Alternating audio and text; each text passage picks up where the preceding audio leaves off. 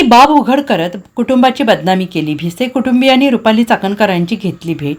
पत्रामध्ये गंभीर आरोप. पुण्यातील दीनानाथ मंगेशकर रुग्णालयामध्ये पैशांमुळे योग्य वेळेत उपचार न मिळाल्याने गर्भवती महिला तनिषा भिसे यांच्या मृत्यूप्रकरणी शहरात संतापाची लाट उसळली आहे. या प्रकरणी शासकीय समितीच्या आधारे रुग्णालयाची चौकशी करण्यात येत आहे. या प्रकरणास रुग्णालय जबाबदार असल्याचा आरोप झाल्यानंतर रुग्णालयाने एक चौकशी समिती नेमली. या समितीचा अहवाल समोर आलाय. त्यानंतर आज शासकीय समितीच्या अहवालाची माहिती राज्य शासनाला आणि महिला आयोगाला देण्यात आली.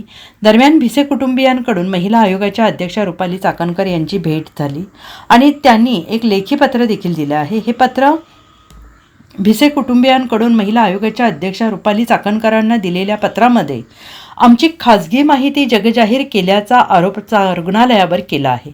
कुटुंबियांची रुग्णालय प्रशासनाने बदनामी केली असा आरोप भिसे यांनी केला आहे. डॉक्टर घैसास यांच्यावर मनुष्यवधाचा गुन्हा दाखल करा अशी मागणी देखील भिसे कुटुंबियांनी केली आहे. दीनानाथ मंगेशकर रुग्णालयाने अंतर्गत समितीचा चौकशी अहवाल जाणून बुजून माध्यमांसमोर आणत आमची आणि मृत महिलेची बदनामी केली आहे. रुग्णालयाने खाजगी बाब अहवालातून जगजाहीर करत आमची बदनामी केल्याप्रकरणी रुग्णालयावर कारवाई करण्याची मागणी देखील भिसे कुटुंबियांनी रुपाली चाकणकर यांच्याकडे केली आहे. चाकणकर यांनी भिसे कुटुंबियांचे पत्र स्वीकारलेले असून सविस्तर माहिती घेऊन कठोर कारवाई करण्याचे प्रयत्न करणार आहोत असे आश्वासन भिसे कुटुंबियांना दिले आहे. Bureau report SBN Marathi Pune.